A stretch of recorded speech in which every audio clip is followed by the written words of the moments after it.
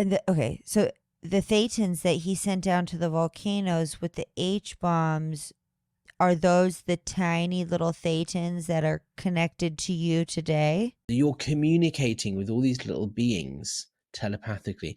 This is all in your head.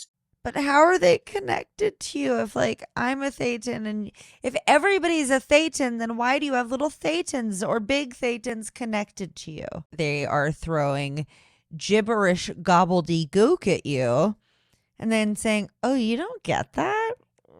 That's kind of a you problem. Oh my God, Alex, it's the beginning of the end. You guys, if this show doesn't go on, blame Alex because I'm dead. They're doing it and doing it and doing it well. Doing it and doing it and doing it well. Doing it and doing it and doing it well. Asking Alex are doing Scientology well.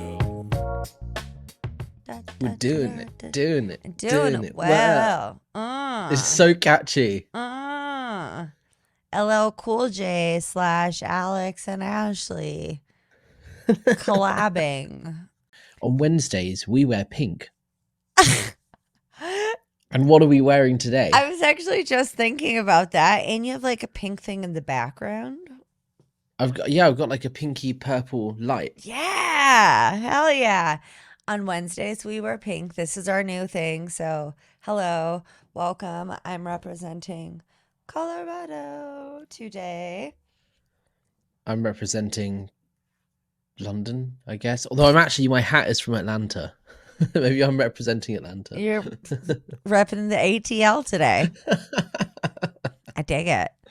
Are you ready to hear about the homeboy?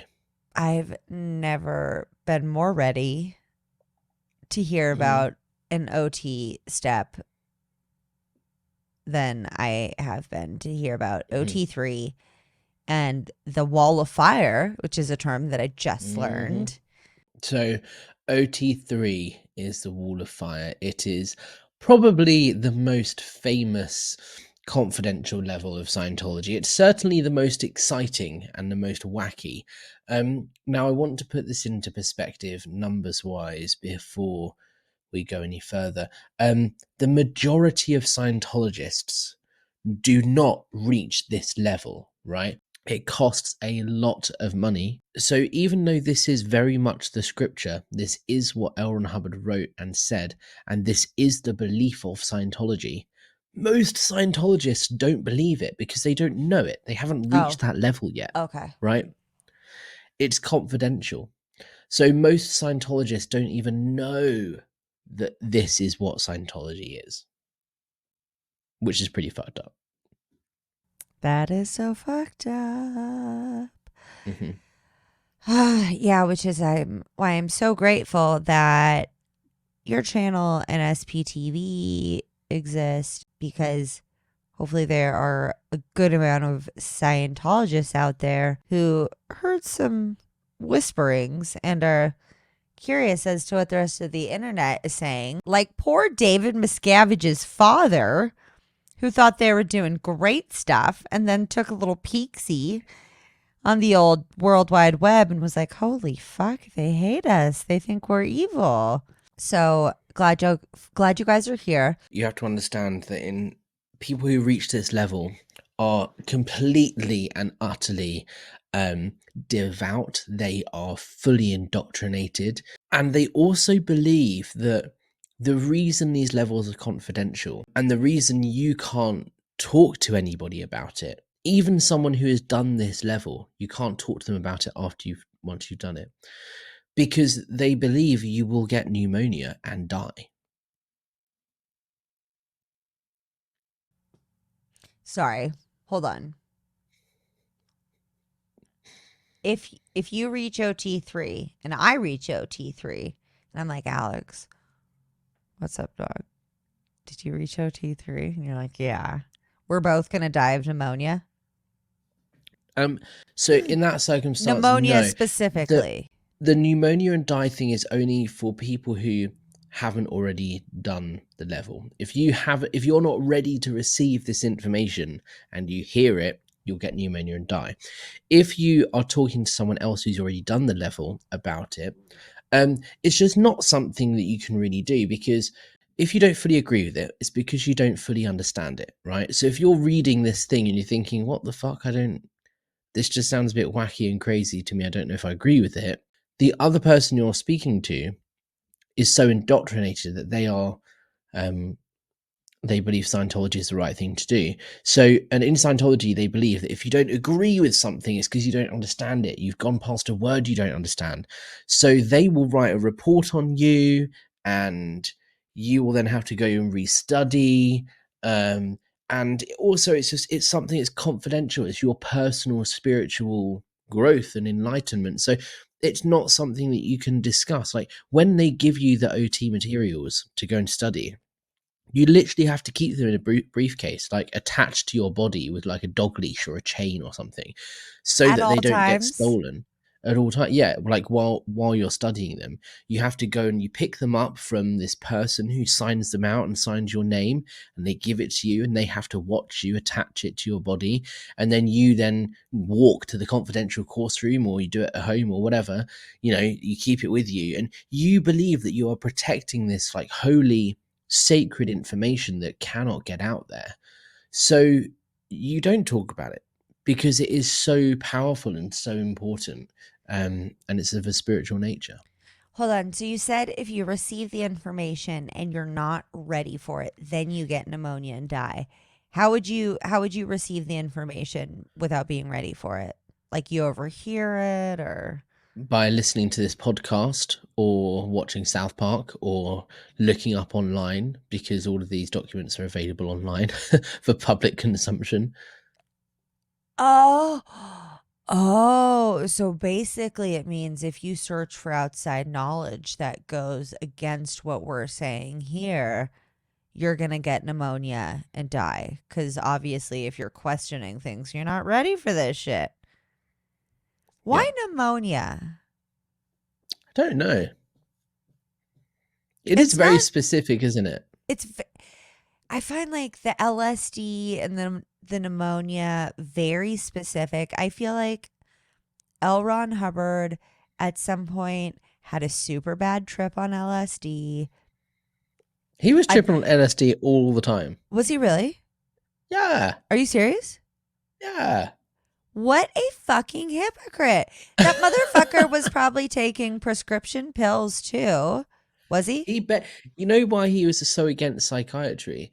There were 2 points in his life. One, at one point, he was begging the like medical office in the US to give him psychiatry. He was begging for psychiatric help, and he was denied it. And then he went on some tirade against psychiatrists. And the second thing that did it was when he wrote Dianetics. He tried to sell it to the American Psychiatric Association, saying, look, I've made this great discovery about the mind and how it works. You guys should buy it off me. And they said, no, this is a load of rubbish. It's not scientific in any way. There's no evidence behind it. No, thank you.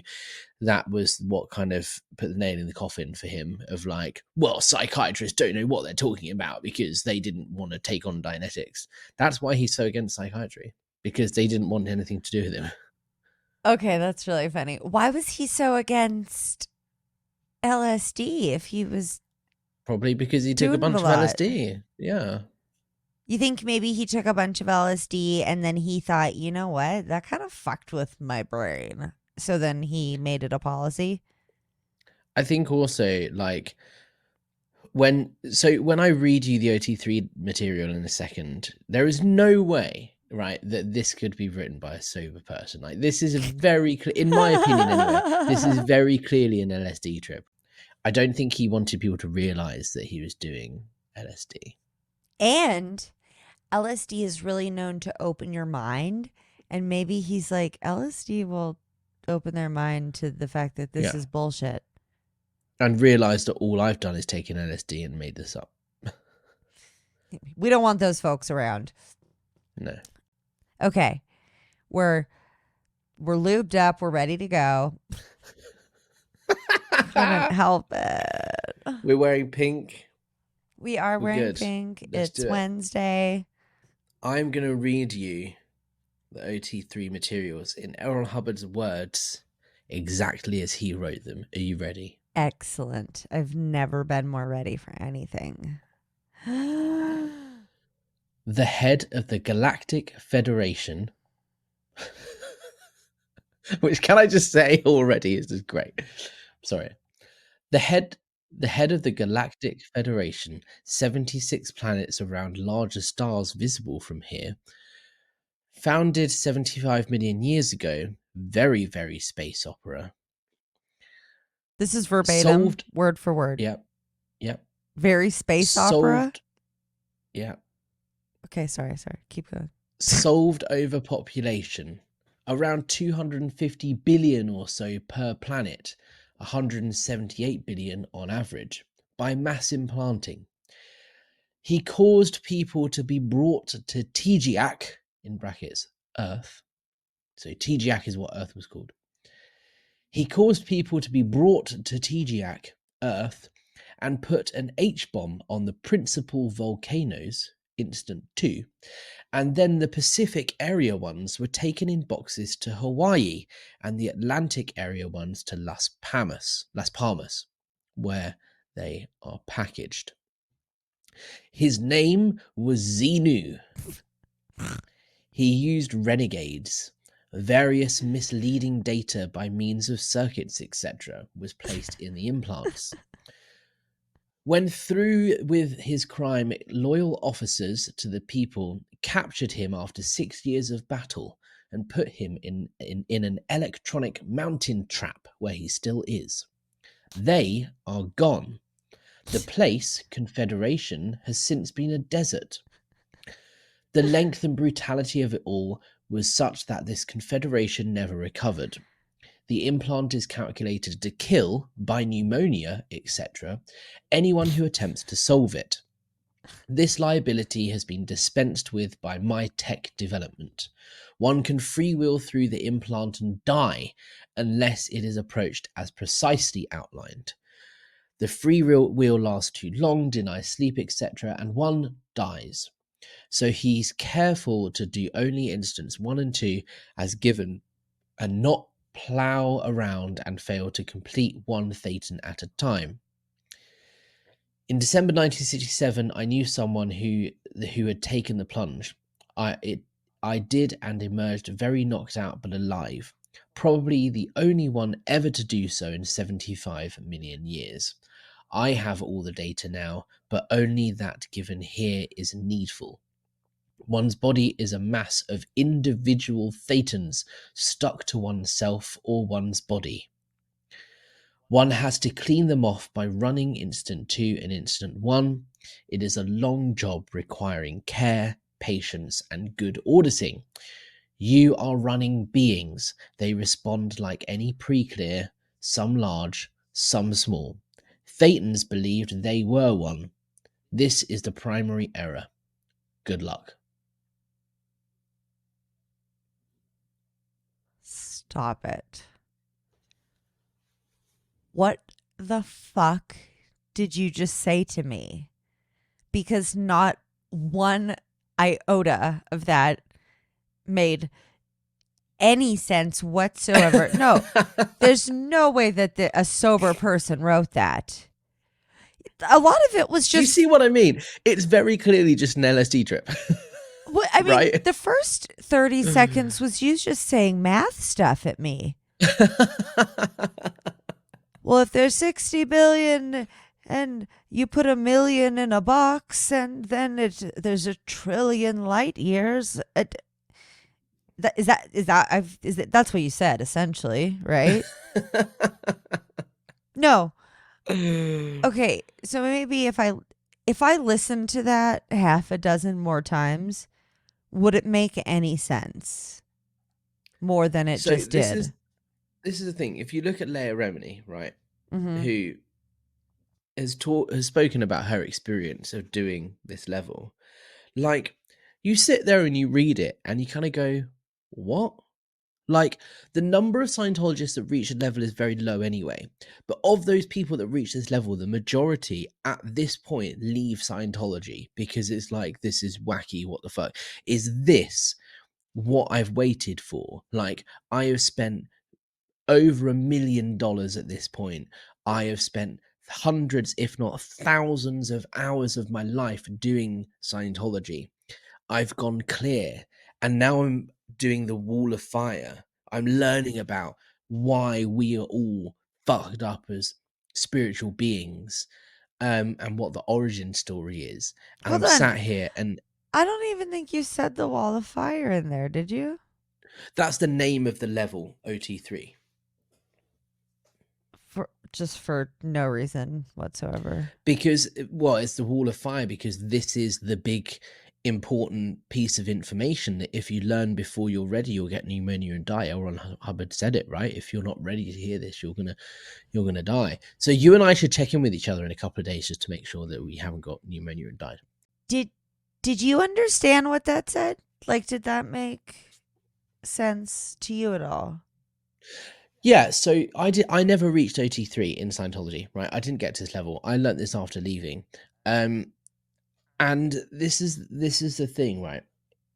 Leah Remini talks about it. You are sitting there thinking, what the fuck? Yeah. But also, you're kind of in too deep at that point. You've spent so much money, you've spent so much time. You're kind of, what? Like this, how is this actually true? What? And you don't understand it. Do you remember the And sunk cost fallacy? yeah, that's what I mean. It's sunk cost fallacy. But it's also an element of in Scientology. If you don't fully agree with L. Ron Hubbard, it's because you've gone past a word you don't understand. So if you are not understanding it, you're reading this and going like, what? This sounds completely wacky. You have to go back and read it again, right? And look up in the dictionary, like words you don't understand. You have to demonstrate that you fully understand it. And one of the things you have to do at the end, where it talks about lots of these Thetans being stuck to your body, they're called body Thetans. Aren't you? You I'm have a to- Thetan. Yes, you're a Thetan. I could be stuck to somebody else's body. No, so you're saying that this is where you learn that you, because of this like mass trauma of these H bombs being dropped into volcanoes, like all of these Thetans got stuck to you. So you as a spiritual being, as a body, you have thousands and thousands of other tiny little Thetans stuck to you, and you have to demonstrate you understand this. You have to draw a diagram of like, here's my body, and here's all of these little Thetans that are stuck to you. Leah Remini actually goes through this in an interview that she did once. I think it was in the Aftermath show that she did. It was a really watched good that, but demonstration. I don't of remember how this part. Yeah, I think it's the Aftermath. If not, it was Going Clear or something, or an interview. But basically, she talks about how you do have to, you have to draw like a diagram to show, here's me, here's my body Thetans. Like, so you basically keep doing this until you reread it, you restudy it, you look up words you don't understand until you agree with it. Hold on. You said you look up words in the dictionary. Is that the English dictionary or a special Scientology dictionary? So study technology is based on looking up words in dictionary, the English dictionary. But the further up the bridge you go, the more crazy and wacky things get, the more words L. Ron Hubbard introduces that he wrote and made up himself. So there is a Scientology technical dictionary, yes. That's a whole other episode, you guys. We will get to that. Very excited about that. Cults love acronyms and secret words. I heard a clip. I think it was maybe while I was listening to Amanda Montal's book, Cultish, which I highly recommend. But it was, here's an example of a potential conversation between two Scientologists. And it was like, hey, did you Susan's acting kind of weird. Maybe she has some extra Thetans on her. Oh, well, maybe you should send her in for auditing with an org member. And like, it was just all things that a regular person walking by would not understand what the conversation was about whatsoever. Scientology has its whole own language. Us versus them. Keep it exclusive. Mm-hmm. We're going to take a quick commercial break. And when we get back, we're going to talk more about our homie Xenu and OT3. Oh, this is a fucking crazy dude. This is crazy. Okay. We'll be back. We're back. So Xenu, the big bad boy that he was, called all of these people in for a tax audit, right? Because there were too many people. There's overpopulation of people on this planet. So he called them in for a tax audit and basically shipped them off to Earth. Earth is a prison planet. It was called TGAC back then. Earth is a prison planet. He shipped a load of them off here and stuck them in volcanoes, dropped H bombs on them, and What said, are "Fuck H you, bombs? bye." Sorry. Is that Hydrogen bombs. okay? Because I've heard of like atomic bombs, but I wasn't. Hydrogen bombs are bigger and worse. Okay, so Xenu dropped hydrogen bombs into volcanoes. Yeah. Why? Well, he put all of these spirits into these volcanoes and then blew them up. Like he was trying to solve an overpopulation problem, right? And these were bad Thetans. So he was he just randomly called. There were too many it was overpopulation, so like he just called a load in for tax audit and just shipped them off to Earth and blew them up. oh, because right, he's a bad guy in Scientology. Yeah. He's bad. Bad boy. And the Thetans that he sent down to the volcanoes, and so the Thetans that he sent down to the volcanoes with the H bombs, are those the tiny little Thetans that are connected to you today? Well, a Thetan is a spiritual being, doesn't really have a size or a physical presence. So you can't really say that they're big or small or tiny. There isn't really a discussion on it. But how are they connected to you? If like I'm a Thetan and if everybody's a Thetan, then why do you have little Thetans or big Thetans connected to you? Well, you have tons of body Thetans because of this trauma, yes. Like because they were so traumatized at being dropped in volcanoes and blown up by H bombs. Because you can't kill a Thetan. A Thetan is an immortal spiritual being. So they weren't killed. They were just really horrifically traumatized. And because of this, they clustered together and stuck to each other. They stuck to you. They stuck to me. They stuck because they're just so traumatized. They're just they've lost all sense and understanding and awareness, and they're just kind of in trauma mode, right? So they've formed these little clusters, they've stuck to you, and so you as a Thetan, as a spiritual being, are going around with thousands of these body Thetans stuck to you, and they're no good because they're sucking your energy out or something, right? Well, I read you the entirety of the OT3 script, so everything else, what you make of that is down to you. Like, he hasn't said at this point what that means.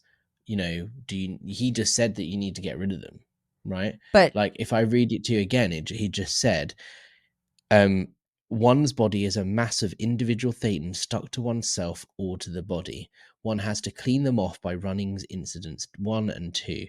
It's a long job requiring care, patience, and good auditing. You're running beings. They respond like any pre-clear, so large some. Stop some large, reading. some You're small. not making English words sense at me, Alex. What are you saying? I feel like you're putting my brain through a meat grinder. This is what Scientology does, right?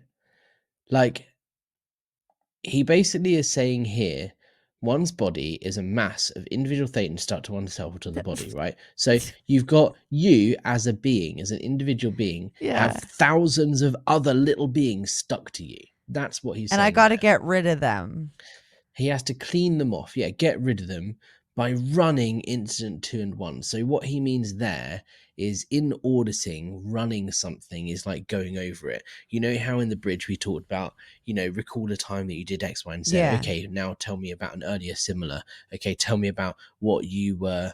What did you think? What did you feel? What were your senses attached to it, right? That's running it. You're going over and over it again until you could instantly recall it with all of your senses and all of this. And it, you blow the charge. You don't have any further, trauma or anything attached to it. So running incidents 1 and 2 means you have to go over those incidents, right? You have to, in your auditing session, go back and remember when this was happening to you. What incidents 1 and 2? So incident 2 is this Xenu story, and incident 1 is what you learn in OT2, which is the dichotomies and being implanted in your mind with different things. So if you don't understand the story that you just read to me, I have to go do a rundown again of the Xenu story and the dichotomies, because they're like, that's why you don't get it, because you No, missed something. if you don't understand what you're reading here, that's because there's a word in it that you've gone past you don't understand. So you would literally go back and you go, okay, the first word is the. What's the definition of the word the? Stop it. Stop it. Stop. Mm-hmm. Word by What word. it's called study technology. Yeah. You go back and go, okay, what's the last thing you understood? You go back, okay, cool. I understand the first paragraph. Second paragraph, his name is Xenu. I mean, it's wacky, but I understand it.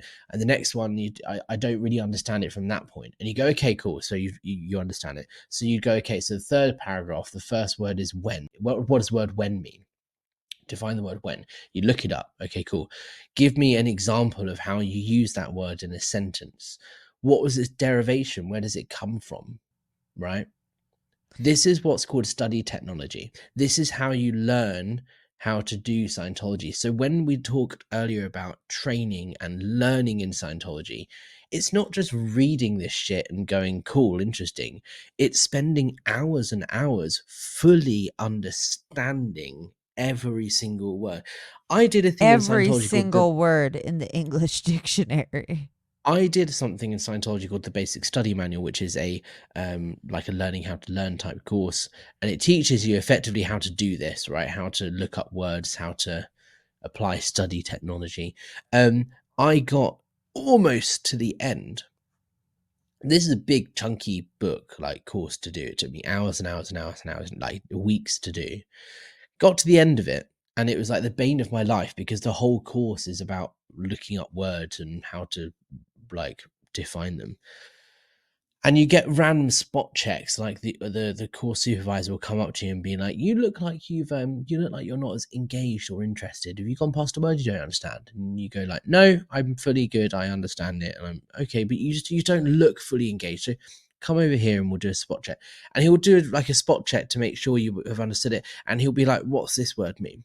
And you have to tell him. And if you can't tell him, then you need to go and look it up and you need to restudy. So I got almost to the end, and I think it was the word as or an or the, something like that, right? And I couldn't for the life of me give him a definition, because how the fuck do you define the word as or an or the, right? Like, and also there are like 27 definitions of these small article words, right? So when I had to redo this, that meant I had to go all the way back to the start of the course and do it all over again, because the teaching in Scientology is that if you go past a word you don't understand, from that point onwards, everything you've learned, you won't fully understand. So you have to go back to when you first read it and then do it from that point onwards. So I had to redo the whole course again, and it just very quickly teaches you to make sure you're always looking happy and engaged, and you're reading this stuff and it's all great and it all makes total sense and it's all fantastic. And yeah, Xenu with all of these space aliens, and yeah, it makes total sense. I completely get it. Oh my God. I don't think I've actually taken a breath in like a full minute. How did you do that as a teenager? Because, I mean, the willpower. I mean, wait, you were like 17 when you're doing these courses? Mm-hmm. Yeah. I was doing very different things at 17 besides reading the dictionary. So, that's just fascinating that at such a young age you were so interested that you were willing to like go to school and then go to Scientology study where you had to read the fucking dictionary. Yeah. Wild. Because it's not like reading the dictionary, like, you know, here's a dictionary, read all the words. It's like you're reading something, you're studying something in Scientology, and you're also learning how to apply study tech at the same time. So it's like, well, you know, if you want to solve this problem or understand more about yourself or whatever, then you need to understand how you need to learn how to learn. And to fully understand something, you need to know how to apply it, and you have to not go past the word you don't understand, and you have to look up every single word that you go past that you don't understand, because otherwise you're not going to fully understand what you're reading. Do they do this for a combination of two reasons? A, to keep getting your money because you have to take the course again and then it costs more money. And B, to turn your brain into soup? I think it's yeah, it's indoctrination, because A, it gives you an escape, right? Like if you as Scientology are facing a situation where someone is saying, I don't fully understand this, or I don't fully get it, right? Well, then you can blame that on that person. You can go, well, it's because you didn't go past a word. You've gone past a word you don't understand. Oh, well, it's because you haven't applied it correctly, or whatever. Gives you a get out clause, because it means that everything is always 100% right. Because the only way that something doesn't make sense to someone is because they don't understand it. It's not because the thing itself is bullshit. It's because they don't understand it. They have a problem. So it's indoctrinate. It's covering their backs and making Scientology 100% correct. And B, it's indoctrination, because the more time you spend doing these things, the more you are agreeing with their way of teaching. If you accept that, then you're accepting that Scientology is 100% correct, and the best way to understanding something is to look things up.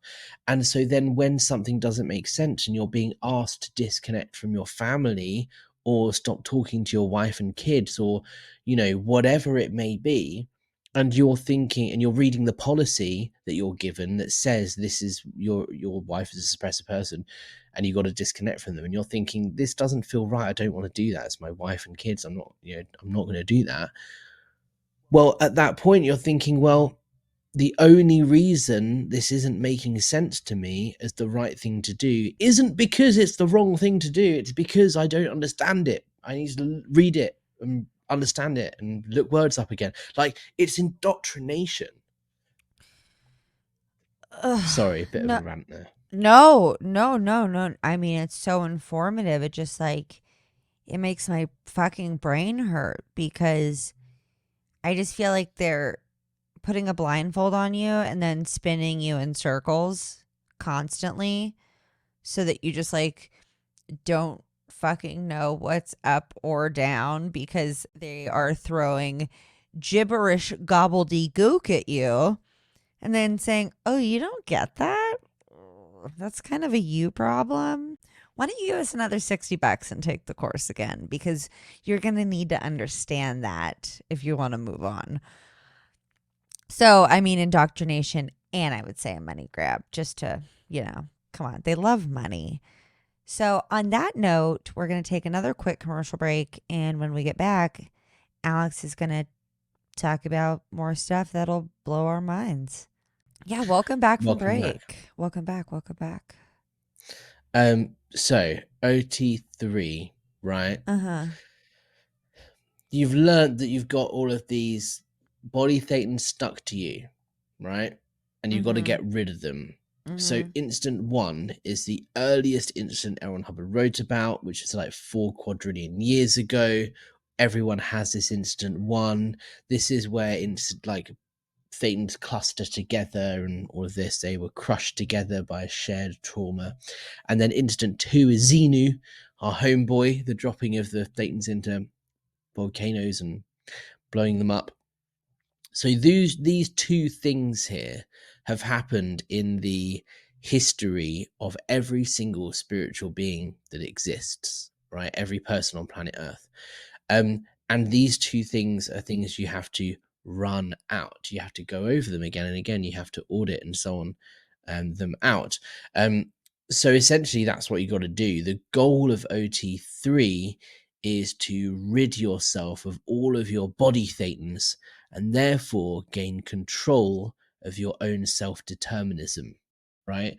So even, you know how at the beginning of the bridge you're told what's holding you back is all the drugs you've taken. You do the purification rundown. Okay, well now actually what's holding you back is communication. Okay, well actually now, it's the same of the same. At this point, you're told what's holding you back is all of your body Thetans. So you got to get rid of all of those.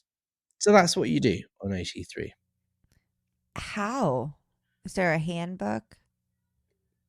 Through auditing. So you're solo auditing at this point, and you are running through instance 1 and 2. So you're auditing yourself and taking yourself back to instant 1, however many 4 quadrillion years ago, and instant 2, this event where Xenu is dropping you in a volcano, and you are remembering this happening to you and going through it again and again in your mind until and talking to all of these body Thetans that are stuck to you. You're auditing these other body Thetans. You're auditing these little things stuck to you and basically kind of flicking them off.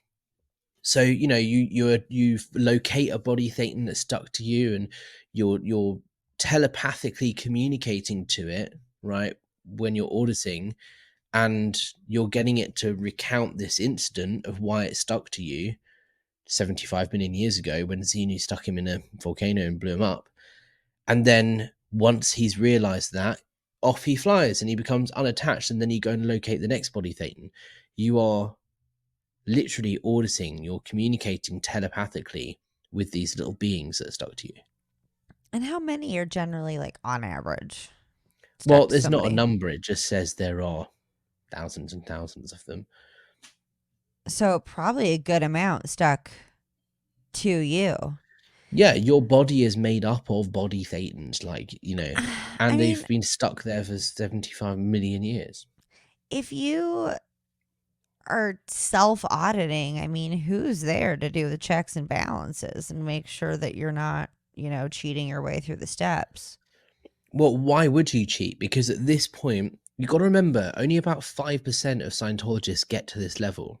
Okay, right. So you're not gonna want to, you are fully indoctrinated at this point. Either you read the OT3 materials and you think, yeah, my suspicions are right all along, this is a load of bollocks, I'm out, right? Which is what the majority of people do. Leah Remini is an example.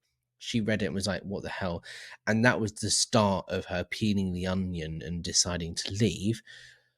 Or sunk cost fallacy. This is complete wacky what the hell, but I'm too far in now to admit and to accept that that's the case. And you carry on. So you're not sat there reading it thinking, well, I'm doing it to myself, so I can just write down something and that's what they want to hear, and I can just pass it and get to the next level. No, you want to do it the right way because you believe that by applying Scientology correctly 100% of the time, it will work. So you want to do it the right way. And even if you assess that you've got 10,000 body Thetans stuck to you and you're going to have to communicate with all of them and get rid of all of them, and that's going to take hundreds of hours, you're going to be pissed off that you've just realized that about yourself, because you've just realized it's going to take you hundreds of hours to do it. And you wish you didn't just decide that and make that up, but you're going to do it because that's what you're going to do, because you want to apply it correctly. Do you think some people are like, you know what? I'm feeling like maybe 20. Potentially. But probably not, because you're indoctrinated to believe that you are just absolutely fucked if you don't get all of them. So you're like, you know what? I'm going to err on the side of caution and think there's like 10,000. I mean, also, Owen Hubbard's words here are one's body is a mass of individual thetans stuck to oneself or to the body. He does make it clear it's not just a couple. Your body is a mass of these things. Like, it's just made up of all of these body things. I just feel like the sentence you said didn't make sense, though. Can you say it again? I really want One's to know body- if it's just me, like, not comprehending. Okay, so What- one's body. One's body is a mass of individual thetans. Okay, I get that. Next Yeah. part. Stuck to oneself. What? One's So- body is a mass of thetans stuck to oneself. To oneself, right? So your body Oh, your is a mass person of body. individual so your body, one's body is a mass of individual thetans stuck to oneself. Just stuck to your one soul because you have like a Well, body and a soul. Is that right? Yeah, it says Kinda here thing? it's a massive individual thetan stuck to oneself or to the body. So you, as a spiritual being, are made up of all of these other little spiritual beings that are either stuck to you or they're stuck to your body, because your body and you are two separate things. Okay. You can't like tell me that makes sense though, Alex. I'm not buying it. Well, what he says word for word makes sense. It's not true. I don't believe in it or agree in it. But like It's said grammatically, in what he says makes sense. Your body, you are made up of all these Yeah. other little things stuck to you. It's Ma- essentially what he's saying. Fine. He's being grammatically correct, but he is wording things in that whole thing you read to me in the least understandable way possible. So you're right. Either he did that on purpose to make people feel less than and like they needed to take more time, or he was fucking super on acid or something, but still was pretty grammatically correct, apparently. I don't know, but literally I'm not joking. I have a headache. And I so rarely get headaches. It's not a bad one, but like my head hurts. It's because you weren't ready to hear this information, and you're gonna have to get pneumonia and die now. Oh my God, this is the Owen Hubbard said it. This is the first sign of pneumonia, dude. Headaches, right? I think I read that somewhere. Fuck. Oh my God, Alex, it's the beginning of the end. You guys, if this show doesn't go on, blame Alex because I'm dead from pneumonia. Yeah. Fuck So OT3 me, is pretty, dude. So yeah. that's OT3. Yeah. So you know how it's like I mentioned earlier, you thought this was the problem, now this is the problem. Now there's this problem. So OT3, right? What's holding you back is all these little body thetans, right? And you got to get rid of them all. Well, OT4, right? It's where you learn out. Sorry, this is just ridiculous. OT. Oh my God, I can't believe you're going to say something else crazier that you're having a hard time even getting it out. That's insane. OT4. Oh my God, I can't. So OT4 is where you realize, I know you've done your purification rundown, right? However, drugs and toxins, right, are still affecting you. Essentially, you find out that all of these body thetans that are stuck to you are drug addicts, right? And so what you've got to do is run out. You've got to audit them, right? You've got rid of a load of your body thetans at the end of OT3, because the whole goal of OT3 is you get rid of your body thetans. And then you think you got rid of all your body thetans, and then they go, see, actually, there's more, because you couldn't get rid of these ones because these ones are all like drug addicts, right? They've got drug trauma. They took So LSD or they saw a psychiatrist. Yes. So you have to basically audit those ones specifically on their drug problems, and figure out why they were compelled to do drugs, and therefore, like, looking at their whole millions and millions of years of existence as a spiritual being, like their whole lifetimes, and all their drugs and toxins that are affecting them, and do this whole drug rundown on these little spiritual beings.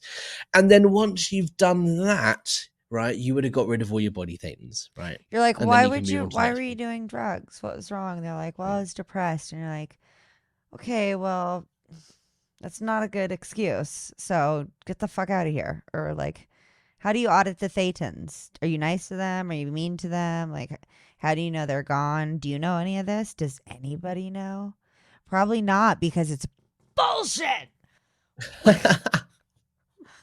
There's a very auditing is a very specific like way of doing things, right? There's commands, it's a very scripted written thing of addressing these thetans in a certain way, asking them certain questions. Okay. And you got to remember, you're not physically. This is all telepathic. You're auditing yourself, so you're communicating with all these little beings telepathically. This is all in your head. This is all just in your head, and you can see why people at this level have such a sunk cost fallacy, because actually to accept that you have been duped is quite frightening, because like there are instances of people getting schizophrenia and stuff when they hear this, because you get paranoid. You've got all of these little beings stuck to you that are affecting you all day, every day. Like, people go mad on this level. Like, this is the point where Scientology in itself is really, it has a bad impact on your mental health as a person. And then you won't go to a fucking psychiatrist when that's 100% what you need at that point. And even if you did go to a psychiatrist and they said, what's the problem? And you said, I'm paranoid about all of these little beings that are stuck to me, they're going to put you in an institution and give you a load of drugs, because they're going to think you're clearly insane. And you're going to be standing there going, no, I'm not insane. Like that, I know that this is the case. And you don't know it because you haven't gone up the bridge. You haven't done the level, right? My problem isn't that I believe this. The problem is that I'm traumatized about, like, this is the mind of a Scientologist. Right? Oh my This God. is why they're so against psychiatry, because they think that all a psychiatrist would do would try and prescribe you meds and send you to an institution. And it's like, well, yeah, they would do that because what you're telling them sounds insane, because it is insane. Because that's what you need But- at that point. But you genuinely believe it, right, at this point. And the problem isn't that you believe it. The problem is that it's causing you trauma, right? The only thing that's causing you to be traumatized is you've gone past a word you don't understand, Ash. Okay, my brain like literally needs a short break before we. What just happened? What? Okay. Yeah, we'll be right back. Okay, seriously. We're back, and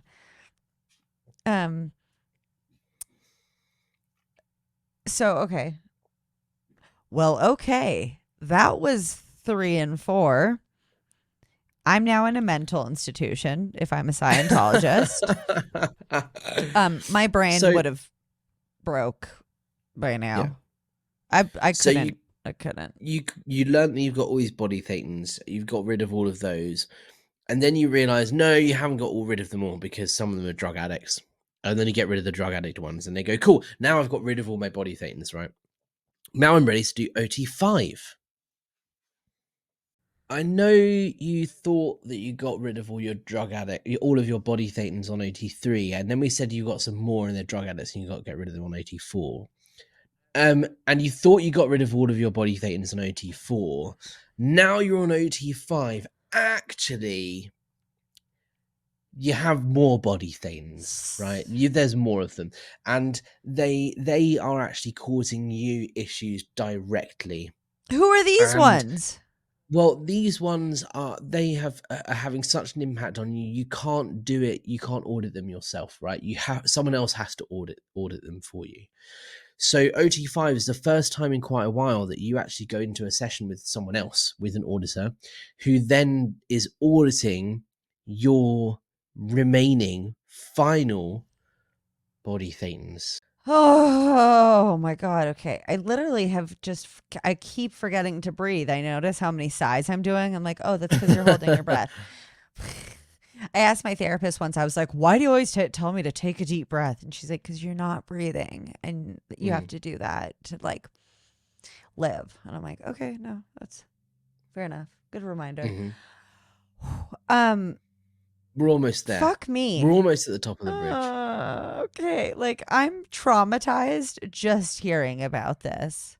I cannot imagine the people who have put all of their time and money into this. I would think I'm genetically geared up for mental illness. Not schizophrenia, that doesn't run in my family, but I would lose my mind in some sort of way if I felt like these like little evil spirits were following me around, sucking my life energy out of me. And like, you got rid of him. No, you didn't. Okay, now you did. No, you didn't. Okay, but now you did. Like, oh my God. Just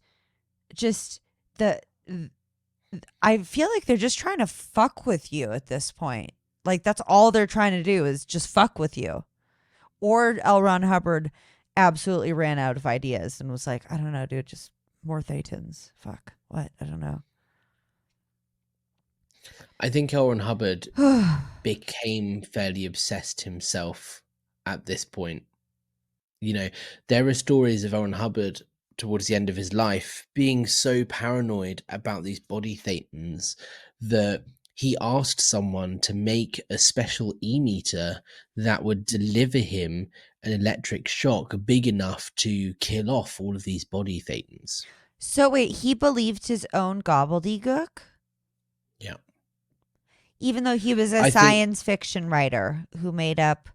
Yeah, I personally think at the beginning it's a different question whether he knew what he was doing and whether he was doing it for money or whatever. I personally believe that by the end of his life, he was fully a believer of his own bullshit. He surrounded himself with people that said yes. He said jump. They said, how high, sir? Right? He had hundreds and thousands, if not thousands of people across the world dedicating their life to work for him. And everything he needed was delivered on a silver platter. He was effectively treated like a god. So he's not going to have anyone challenge any of his ideas. So if he takes a load of LSD one day and says, yeah, body Thetans, no one's going to say, you are fucking nuts, mate, right?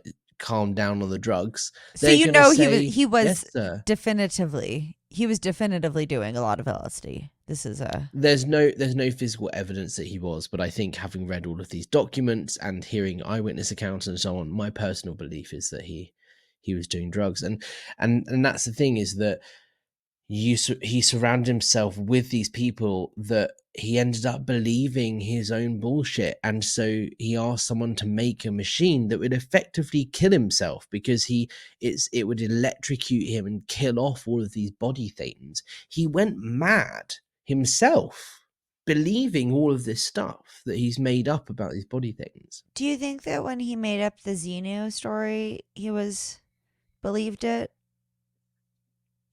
I think it's from that point that he starts to go downhill in himself, in his own belief of his own writing. I think he did that on a trip. He wrote it on a boat from South Africa. I think from that point, that's when it starts to go downhill for him in his life. You can go mad at sea too.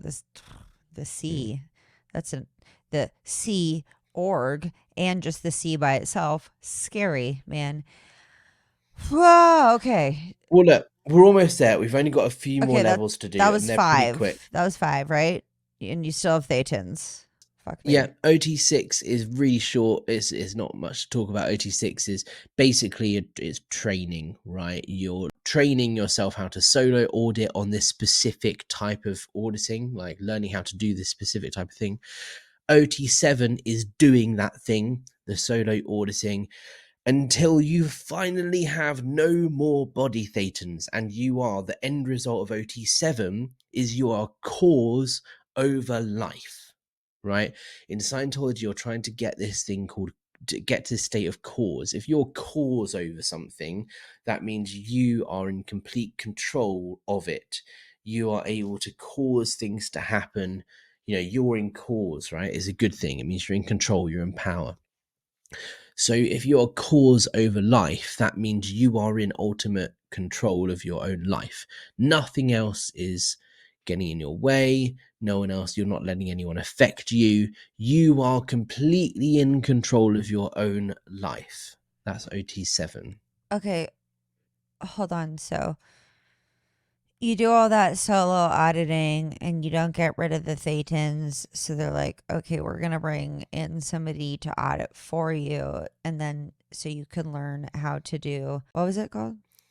You're asking about new era Dianetics for OTs, knots, solo knots. Okay, so At this point, that's what the, it's what? it's just a particular type of auditing. There's So, a point on the bridge called New Era Dynetics. that's this particular type of auditing is a different type of auditing that you need to Yep. get to cause, where basically things aren't happening to you. You're making things happen. Is that no? Essentially, like you have to apply this certain type of auditing in a slightly different way when you're at this level on the bridge. You can't just apply any other normal auditing. You have to do it slightly differently. So you have to learn how to do that, which is OT6. And then OT7 is actually doing that auditing, which ultimately leaves you in a place of being cause over life. It gives the end result of OT7 is that you are in complete control of everything in your environment. You're a free spiritual being. You're like good to go, right? What if it starts snowing and you were hoping for a sunny day? That's not cause over life. That's just messed. You're You're like, not at this Ashley, point. shut up. You're not worried about the physical universe. Who cares if it's raining or snowing? Your cause over life. You're talking about the spiritual world here. You're talking about, what happens in the physical world: snowing, raining, sunny, light, dark, whatever. Doesn't matter. That's messed. That's the life. That's like physical universe. Who cares? We're talking about life. We're talking about spirituality here. Totally. So you get to the end of OT7, and there's only one more OT level left. There's OT8, right? Now, at the end of OT7, your cause over life, you're told that all of these OT levels that you've done, right, actually, they are pre-OT levels. They're not real OT levels, right? I know it says on the bridge that they're OT levels, and I know you have a certificate that says you're OT level 7. And you maybe But even have a bracelet actually, that says clear. you have a clear bracelet and you have an OT bracelet. Oh shit. Right. But actually they're pre-OT levels. OT8, the next one you're going to do, is the first real OT level. Because up until this point, right, they call it negative gain. Yeah. Up until this point, what you're trying to do is take stuff away from you and your spiritual being to then allow you to progress. You're getting rid of your body things. You're getting rid of your drug history. This and that. You're negative. You're taking things away to strip things away to allow you to progress. So that's all of the OT levels up to this point. OT level 8 is the first real OT level because it's the first positive gain OT level. It's the first OT level where you're addressing these spiritual powers you're meant to have and these abilities. You've not done anything to address those yet because all you've been doing is trying to get rid of all these blocks and hurdles in the way. So now you've done that. OT8 is actually the first time you're starting to add stuff and actually make you more powerful as a spiritual being. There's only one place in the world that you can do OT8, and that is on Scientology's cruise ship, the motor yacht Free Winds. Does that have anything to do with Sea Org? That is yeah. So the Sea Org Yes. is So that's it what comes we'll. from. That's what we'll It get comes into from, so next there was a ship week. called the flagship Apollo, which is Scientology. You know, L. Hubbard ran Scientology from the Apollo. There are many ships that they've had, but the current ship is the Free Winds. Yes. Okay, so, wow, that was 3 through 7. Boy, howdy, was it? And now we're gonna have to wait until next week to talk about 8 and the Sea Org and Yeah. being at sea. Which, what the this is like some Stranger Than Fiction shit, which isn't surprising since he is literally a science fiction writer. You guys, make sure to hit that like button if you are enjoying this, because I'm literally, my head hurts. And I think that's so funny because it's not like I've drank less water today or anything. I literally think it's because my brain is like slightly soup, because I think that's their goal, really, is to confuse you into a bowl of soup who just hands money over. Essentially. Yeah, no. It's wild, isn't it? It's wacky, as you would Mm. say. I've noticed wacky is Alex's word for sure. You love it. It is wacky. It is fucking wacky, though. I mean, it absolutely is.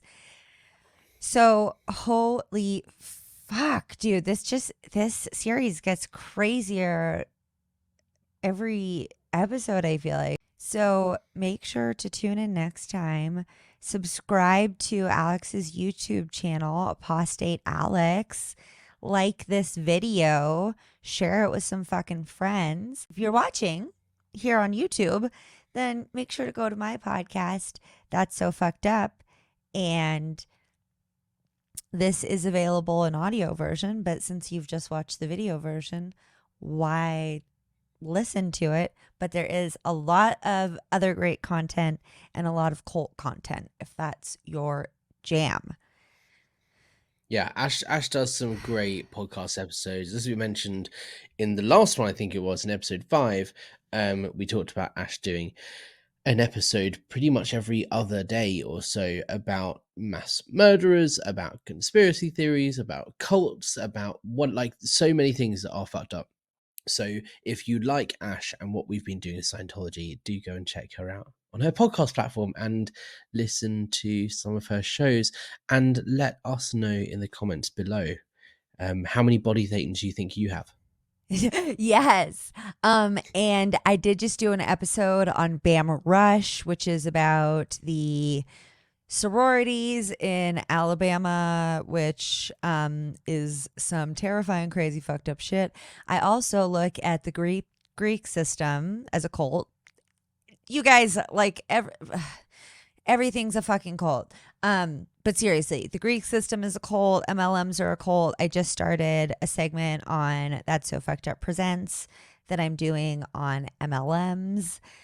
So both of those are out now. Go listen to the episode on Bama Rush about some fucked up sorority shit going down in the South, and listen to MLM Mayhem, where we talk about the dangers of MLMs and the similarities. And we got some really cool stuff coming up this season if you're into that.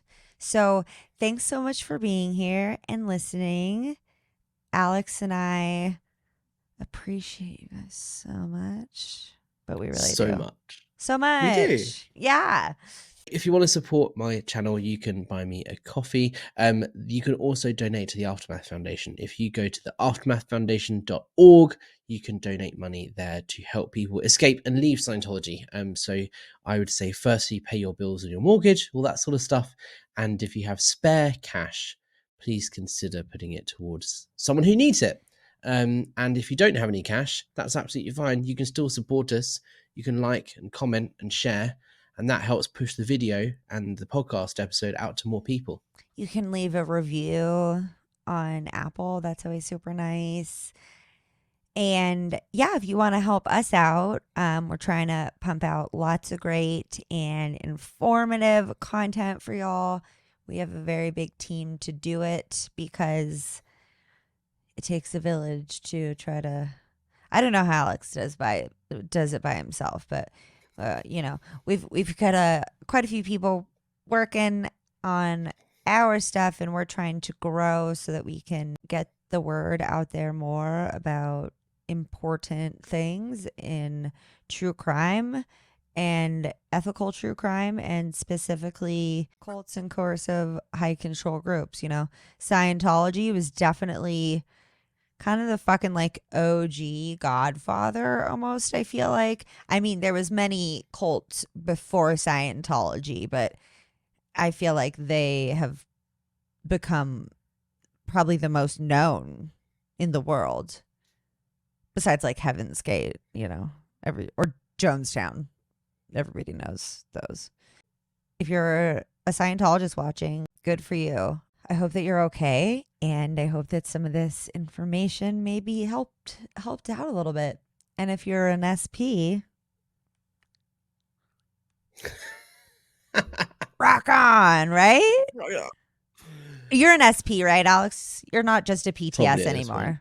Well, now I've shared the secret information, I'll be an SP for sure. Alex used to be a PTS, but now he's just an SP with PTSD.